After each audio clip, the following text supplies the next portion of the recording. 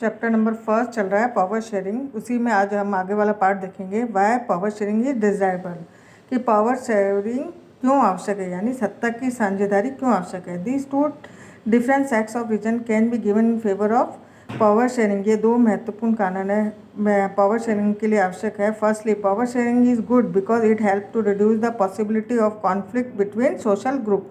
किस power sharing इसलिए good है क्योंकि ये जो समाज में जो सोशल ग्रुप्स होते हैं उनके बीच में किसी तरह का मतभेद होता है तो इसके द्वारा दूर हो जाता है। सिंस क्योंकि इसमें सबको इम्पोर्टेंस मिलती है। Since social conflict often lead to be violence and political instability. अगर इनके बीच में पावर शेयरिंग नहीं की गई तो ये सामाजिक समुदाय में लड़ाई झगड़ा आगे जाके हिंसात्मक रूप ले लेता है, राजनीतिक अस्थिरता का रूप लेता है। Power sharing is a good way to ensure the stability of political order. इसलिए पावर शेयरिंग एक स्टेबिलिटी रखता है पॉलिटिकल ऑर्डर, यानी राजनीति में स्टेबिलिटी बनी रहती है। Imposing the will of majority community over the other may look like an attractive option in the short run. मतलब जो मेजॉरिटी में ज़्यादा होते हैं उन लोगों के द्वारा लिया गया डिसीजन टेम्परेरी तो सही लगता है, लेकिन आगे जाके in the long run it undermine the unity of a nation. ये राष्ट्र की एकता के लिए खतरा बन जाता है।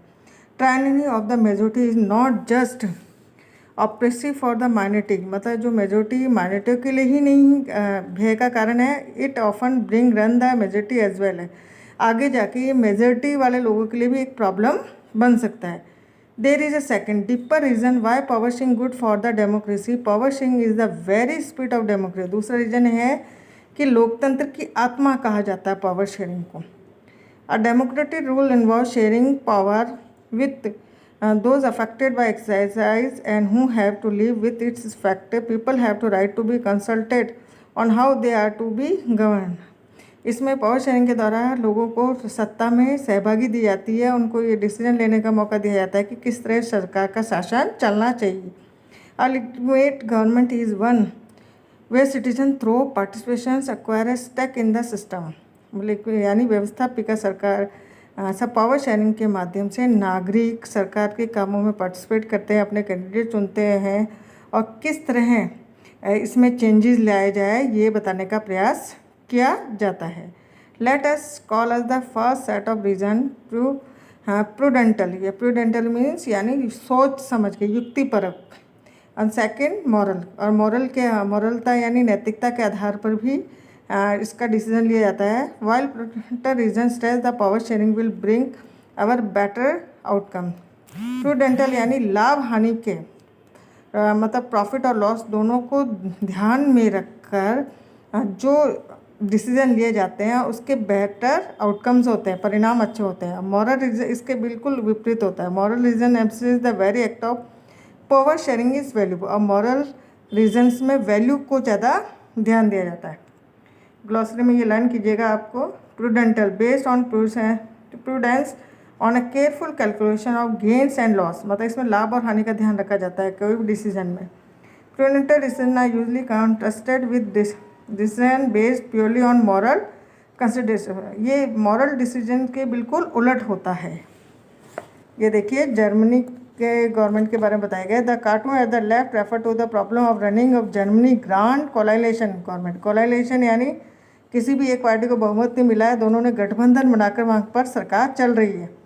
That include the two major party of the country, namely the Christian Democratic Union and the Social Democratic Party. The two parties are historical rivals to each other. They had to form a coalitions government because the neither of got clear majority. मैंने अभी आपको कहा कि किसी भी party को majority नहीं मिली है of seat and there on in 2005 election. They take divert position on several policy matter but is jointly run the government. लेकिन फिर भी दोनों सरकार मिलाकर सरकार चला रही हैं। For detail about the German parliament, इसके बारे में इस साइट पर जाकर ज़्यादा नॉलेज मिलेगी। ये आपको जनरली समझने के लिए है। एनिटी स्टूडेंट्स का नेम है, एक गर्ल्स है, student Dutch medium school in the northern region of Belgium. जो बेल्जियम की स्कूल में पढ़ती है उसकी स्कूल में many French speaking students in her school want to be medium of instruction to be French. क्योंकि बहुत फ्रेंच लैंग्वेज को बोलने वाले स्टूडेंट हैं तो वो चाहते हैं यहाँ का पढ़ाई का मीडियम भी क्या हो जाए, French. Selvi study in school in northern region of Sri Lanka. Selvi Sri Lanka की स्कूल में पढ़ती है। All the student in her school are Tamil speaking and they want to medium of instruction to be Tamil. और वहाँ के स्टूडेंट ये चाहते हैं कि क्योंकि ज़्यादा लोग क्या बोलते हैं तमिल स्पीकिंग, कि भाई यहाँ के जो मीडियम है वो भी क्या हो जाए तमिल।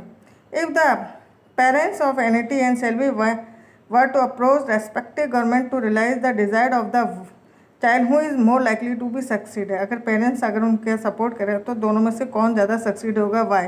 मतलब ये कैसा पॉसिबल हो कि फ्रेंच स्पीकिंग स्कूल हो जाए या तमिल स्पीकिंग स्कूल हो जाए।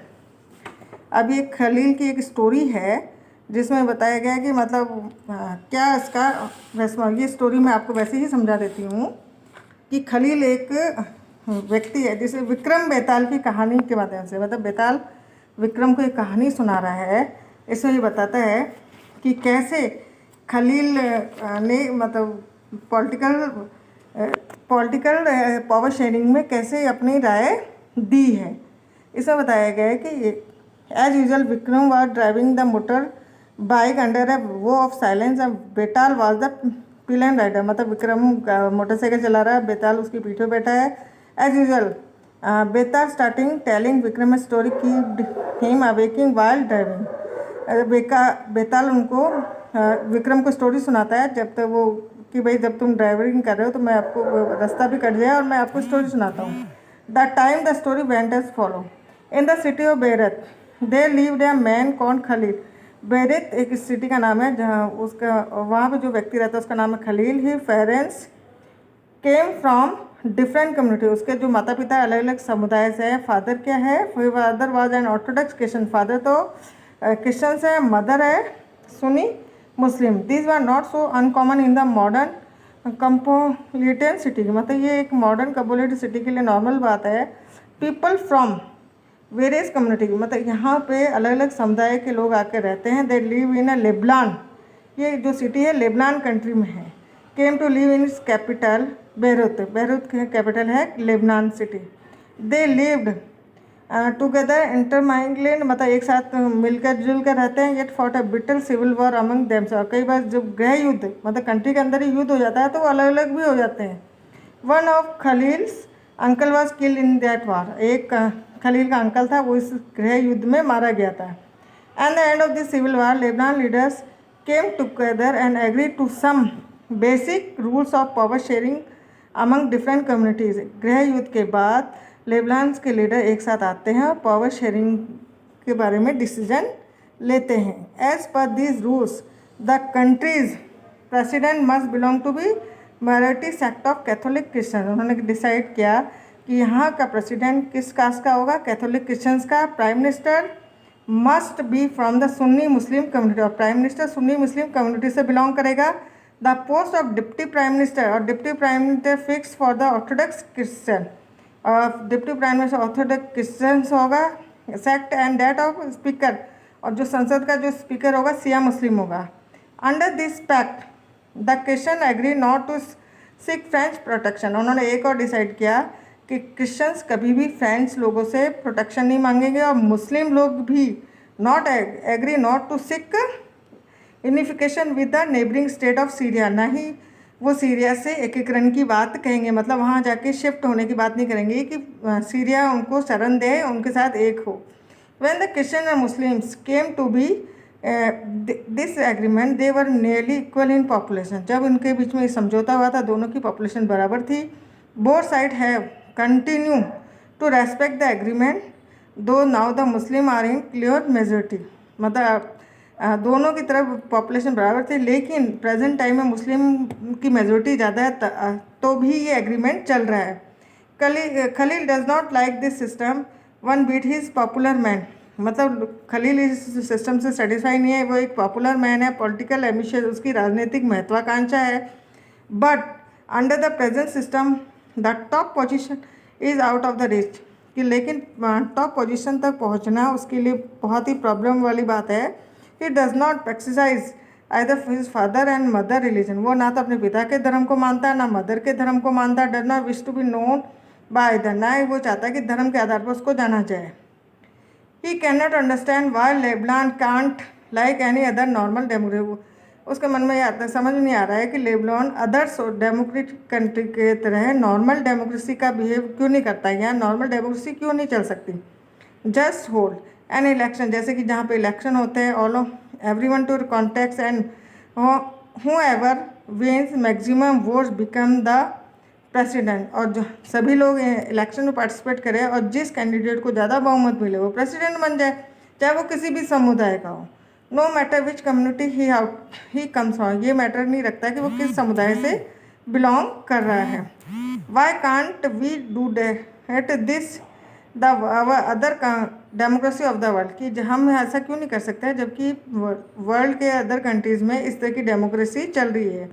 ये आज क्योंकि यहाँ तो क्या एक समझौता हुआ है कि आज elders who have seen the blood sheds of the civil war, उसने अपने बड़े लोगों से बात करी जिन्होंने गृह युद्ध देखा था। उन्होंने कहा tell him that the present system is the best guarantee for the peace, उन्होंने कहा जो प्रेजेंट सिस्टम है शांति के लिए बहुत ही सही है, क्योंकि ये जो समझौते से जो शासन चल रहा है उसको चलने दो।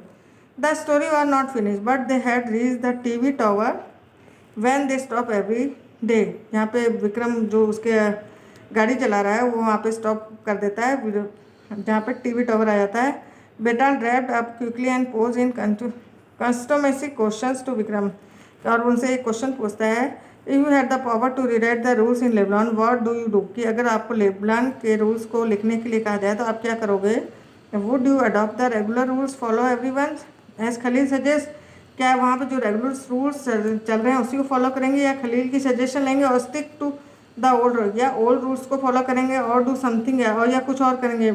बेताल did not forget to remind Vikram of their basic pact, उनके बीच विक्रम और बेताल के बीच में जो हमेशा की तरह एक समझौता हो रखा था। If you have an answer in mind yet do not speak up, कि अगर तुम्हारे दिमाग में आंसर है तो तुम नहीं do not speak up and your mobile will, अगर तुम बोले तो तुम्हारी मोबाइल फ्रीज हो जाएगी, अब तुम क्या करोगे।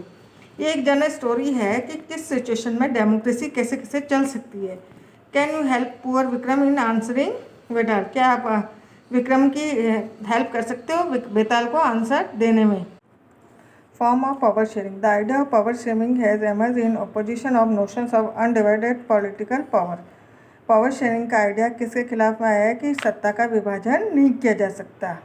फॉर ए लॉन्ग टाइम, मतलब पावर का डिवीजन नहीं किया जा सकता। For a long time it was believe that all power of a government must decide in one person or group of person located at one place, मतलब पहले ये माना जाता था कि पावर एक व्यक्ति या एक ग्रुप के अंदर ही होगी, वो ही ये सारे डिसीजन लेगा। It was felt that if the power to decide depress it would not be possible to take quick decision and to enforce them, कि उनका ये मानना था अगर पावर का डिवाइडेशन किया गया तो कभी ज़रूरत पड़ने पर क्विक डिसीजन नहीं लिया जा सकता।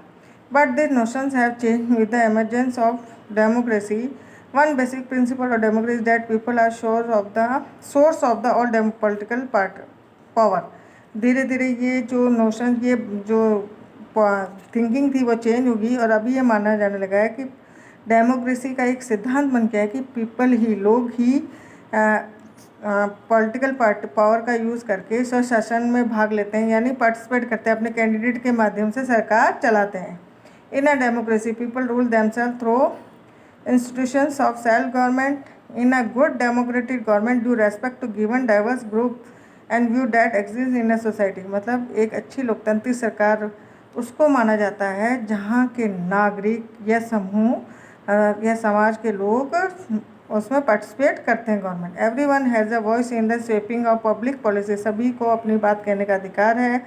Therefore it follow that in a democracy political power should be distributed among as many citizen as possible, इसलिए पावर शेयरिंग किया गया है। In modern democracy power sharing arrangement can make many form. Let us look at the some of the most common arrangement. Power sharing के लिए present time में modern democracy में क्या arrangement किया गया है वो बताएंगे हम। That we will come across power is share among different organ of group, सरकार के जो विभिन्न ग्रुप्स हैं उसमें पावर शेयरिंग की गई है, सच है लेजिस्लेचर, एग्जीक्यूटिव, जुडिशरी। जैसे कि लेजिस्लेचर है, एग्जीक्यूटिव है, जुडिशरी में ये चेंज किया गया। Late us call the horizontal distribution of power because it allow different organ of the government place at the same level exercise different power. मतलब जैसे लेजिस्लेचर है, एग्जीक्यूटिव है, जुडिशरी में तीनों को अपनी अपनी शक्तियाँ दे दी गई है और तीनों अपनी शक्तियों का प्रयोग करेंगे और इन पर आपस में बैलेंस बनाने के लिए मतलब एक दूसरे पे कुछ कंट्रोल करने का अधिकार भी दिया गया। Such a separation ensure that none of the organ can exercise unlimited power. Separation of power का मतलब है किसी भी एक अंग को इतनी पावर नहीं दी गई है कि वो अपना पावर का मिसयूज़ कर सके। Each organ check the others. प्रत्येक सरकार का प्रत्येक अंग दूसरे पर कंट्रोल रख सकता है। This result in a balance of power, जिसको कहेंगे balance of power among various institutions. Last year we stated that in democracy, even though minister and government official exercise power, they are responsible the parliament or state assemblies। मतलब ये बताया गया है कि सरकार के प्रत्येक मंत्री लोकसभा या जनता के प्रति रेस्पॉन्सिबल होंगे। सिमिलरली ऑल दो जज are appointed by the executives, और जो जुडिशरी में जो जज का अपॉइंटमेंट किया जाता है उसको किस डिपार्टमेंट के द्वारा किया जाता है? एग्जीक्यूटिव यानी कार्यपालिका के द्वारा। क्योंकि कार्यपालिका में कौन है? प्रेसिडेंट है। प्रेसिडेंट ही जज को अपॉइंट करता है। They can check the functioning of executive और law made by the legislature. और जो जुडिशरी है, एग्जीक्यूटिव और लेजिस्लेचर के द्वारा जो कानून बनाए गए हैं उनको उनका देखता है। अगर कानून ढंग से नहीं बनाया गया तो उसको हटा भी सकता है। This arrangement is called a system of check and balance. और इस सिस्टम को क्या कहा गया? चेक एंड बैलेंस यानी नियंत्रण और संतुलन रखना। Power can be shared among government at different level. A general government for the entire country and governs at the provisions or regional level such as general government for the entire country are usually called the federal government. और दूसरा power sharing का तरीका है कि federal system, जिसमें power का division होता है। जैसे सेंट्रल गवर्नमेंट होती है, स्टेट लेवल पर स्टेट गवर्नमेंट होती है, लोकल लेवल पर लोकल गवर्नमेंट होती है। In India we refer to the central union government. The government at the provisional और रीजनल लेवल पर जो गवर्नमेंट होती है उसको क्या बोलेंगे? अलग अलग कंट्री में अलग अलग नामों से बोला जाता है। इंडिया में इसको state government, we call them state government. This system not follow in all country.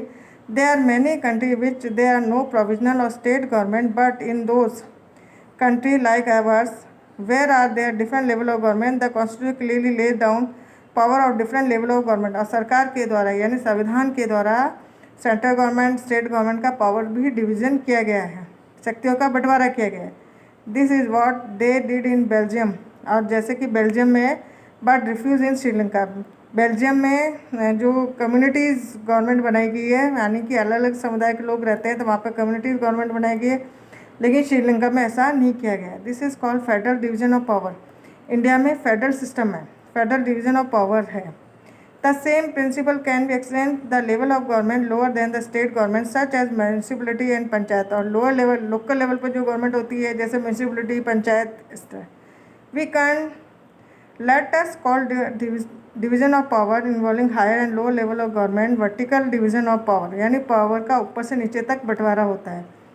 We shall study these at some length in next chapter. Power may also be shared among different social group such as religious and linguistic group, community group in Belgium. Different social group में जो power का division होता है उसके आधार पर जो government बनती है, बेल्जियम में इसका उदाहरण है कम्युनिटी गवर्नमेंट का। is a good example of this arrangement. In some countries there are constitutional and legal arrangement where socially weaker section, और कुछ कंट्री में जहाँ पर वीकर सेक्शन, समुदाय के जो कमज़ोर वर्ग के लोग हैं उनको भी शासन में पार्टिसिपेट करने का अधिकार दिया जाता है। Weaker section women are represented in legislature and administration. Last year we studied the system of reserves constitution, यानी आरक्षण, संविधान में जिसको आरक्षण दिया था उसके बारे में हमने पढ़ा था। In assembly the parliament of our country, this type of arrangement mean to give space in the government and administration to diverse social group who otherwise would feel alienated from the government. This method is used to give minority community a fair share in power। मतलब minority जो संख्या में कम है उनको भी सरकार में participate करने का अधिकार दिया गया है। इन यूनिट सेकेंड यूनिट में हम इसके बारे में पढ़ेंगे। We shall look at the various way of accommodating social diversity. Power sharing arrangement can also be seen in political parties. Power sharing और का दूसरा रूप यह है कि political parties, pressure group and movement control influence जो सरकार को प्रभावित करते हैं अपने तरीक़ों से। In a democracy the citizen must have freedom to choose among various contenders for power. Democracy में प्रत्येक नागरिकों को अपना कैंडिडेट चुनने का अधिकार है, और कैंडिडेट किसके माध्यम से चुनाव लड़ेगा? पॉलिटिकल पार्टी के माध्यम से। In contemporary democracy this take the form of competition among different parties.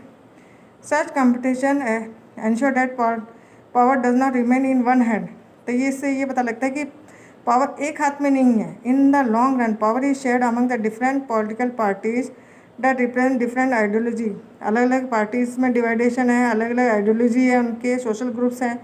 Sometime the kind of sharing can be direct when two or more party from alliance और कॉन्टेस्ट इलेक्शन। कई बार ये होते हैं एक से दो पार्टी मिलकर भी चुनाव लड़ती है। इफ़ देयर अलायंस इलेक्टेड, अगर उनका कैंडिडेट चुन लिया जाता है, they form A coalition government, और उनको मेजोरिटी मिल जाती है, तो उसको उस गवर्नमेंट को क्या बोलेंगे? गठबंधन वाली सरकार, कोलिशन गवर्नमेंट।